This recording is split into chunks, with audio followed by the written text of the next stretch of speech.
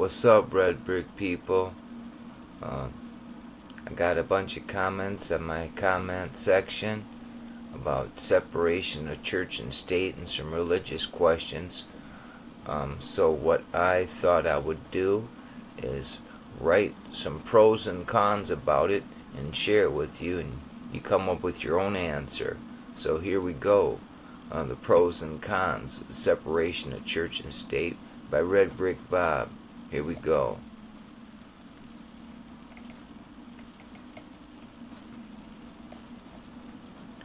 In the land of liberty, we debate and contemplate the separation of church and state, our nation's fate. Let's delve into the pros and cons.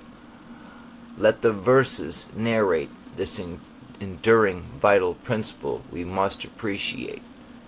Pro: freedom of belief in the realm of prose. The first we must admire is the freedom to believe, to reach higher.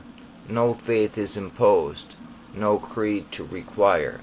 A diverse society where all can aspire.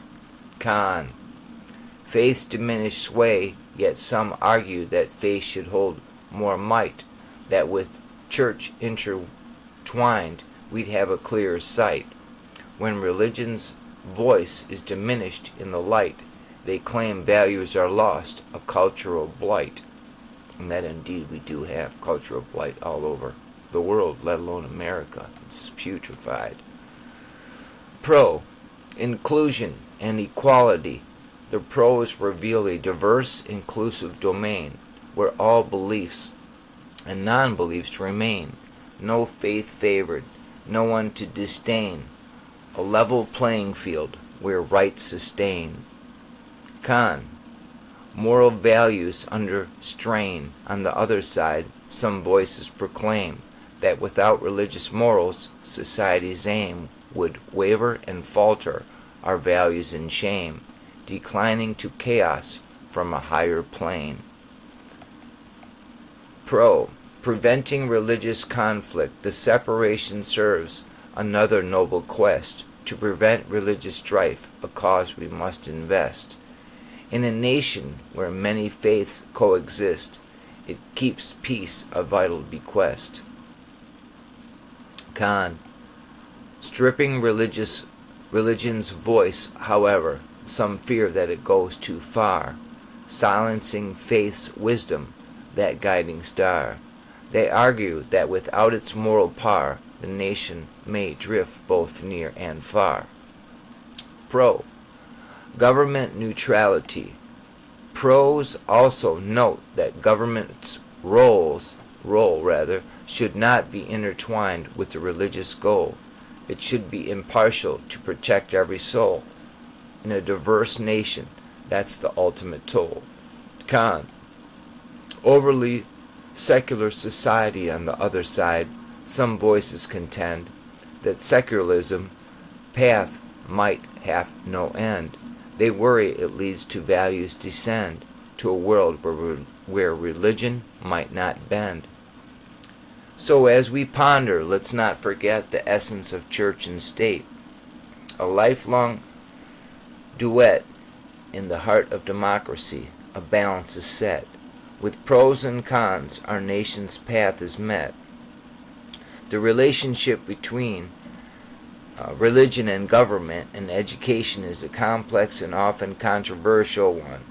The idea that government exclude religious references from public schools while simultaneously recognizing religious claims to land ownership might indeed strike some as odd or paradoxical. To explore this apparent contradiction, it's essential to consider the historical context, legal principles, and the evolving societal values that shape these decisions. In many modern democratic societies, there's a clear separation between church and state, a principle enshrined in various constitutions to ensure religious freedom and to prevent any particular religious group from imposing its belief on others. This separation is often reflected in public schools, where the focus is on providing a secular education that is inclusive and welcoming to students of all backgrounds and belief systems. The removal of overtly religious references from public education settings is meant to maintain this neutrality. However, the recognition of religious claims to land is a different matter altogether. Many nations have a long history of religious or cultural ties to specific territories, and these claims often predate the establishment of modern secular governments.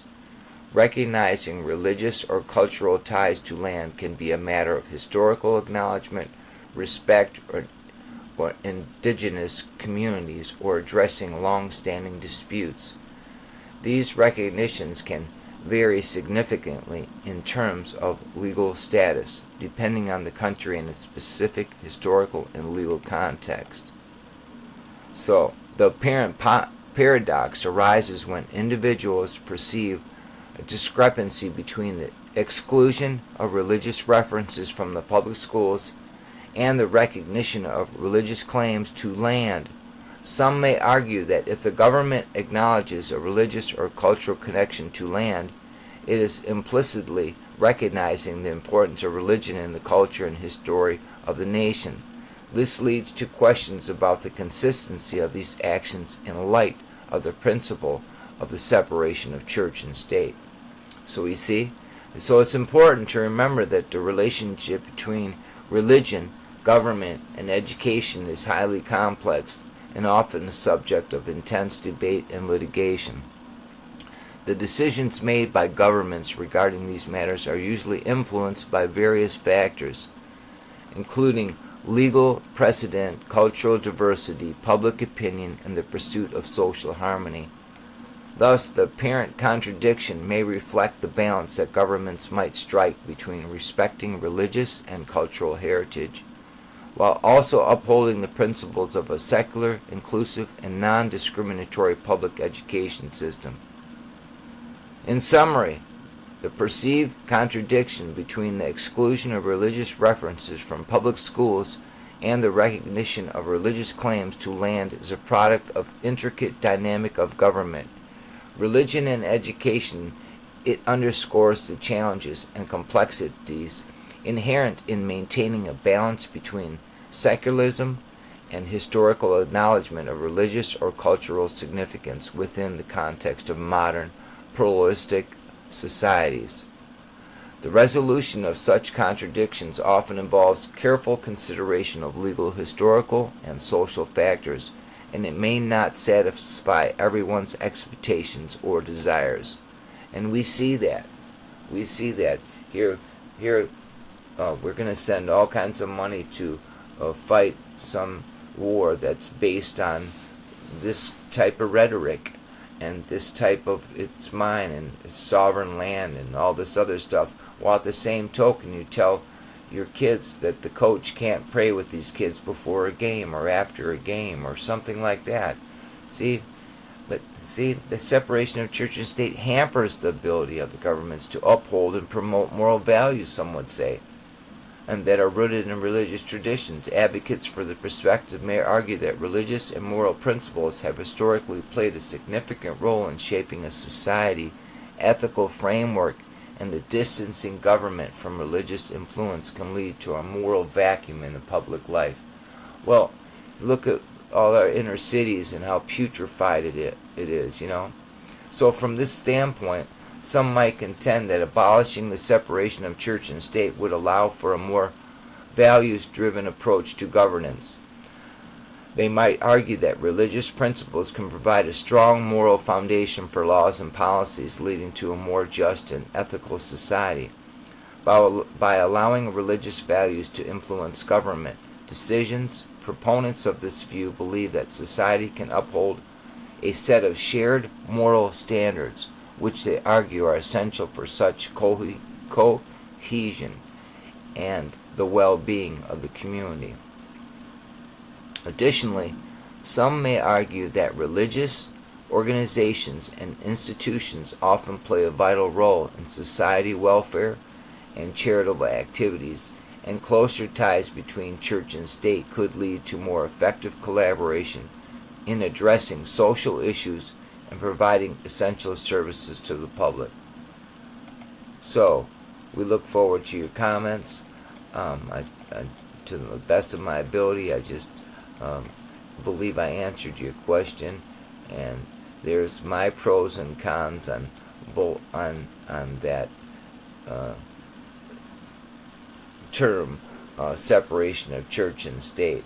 So you can see where, if you go with the history of this country and the narrative they give you, and the Christians, and they broke from the Catholic Church and England and came here, and this was one nation under God and so forth.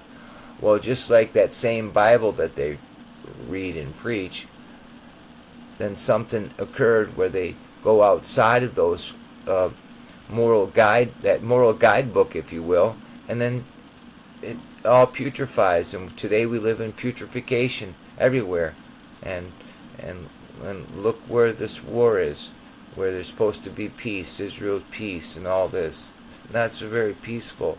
So on both sides, and I say it's not like who's the one that's funding the war. That's who we need to look at. The people that are pushing, and who is that? That's us. We're pushing money to go fight it. We have all these students all over the United States saying, "Hey, stop fighting, stop fighting." You can't stop fighting. You have to blow more stuff up, and that's what we, the red brick people, say. Look what they're blowing up. They're blowing up the red brick past.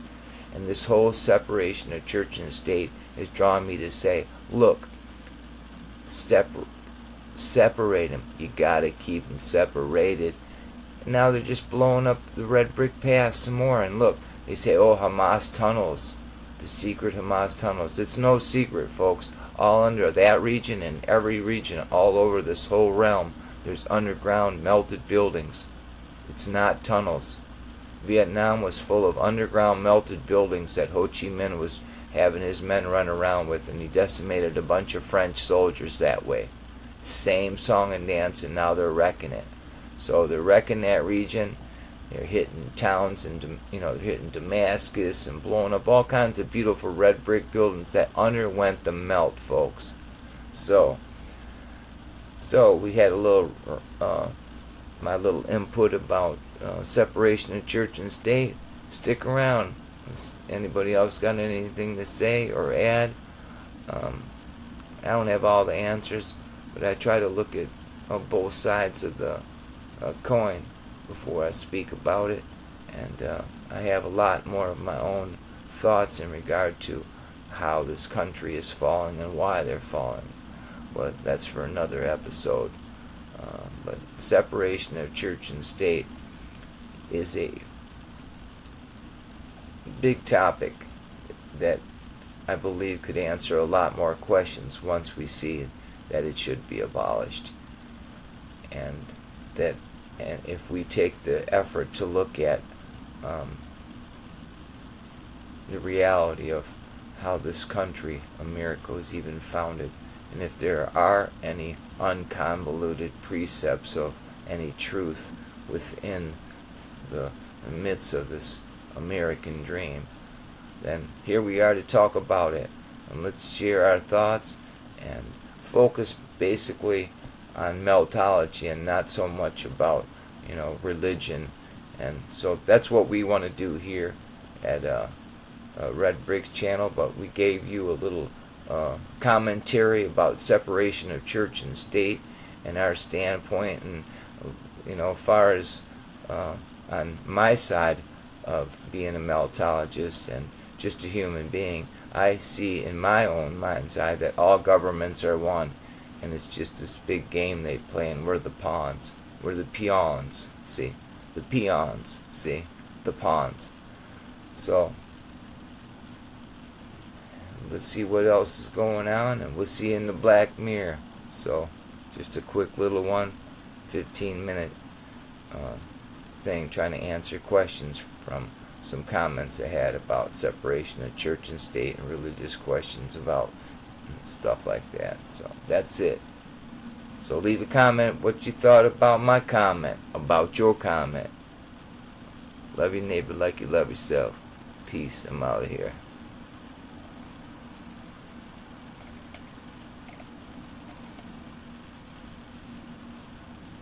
Peace. Separation of church and state.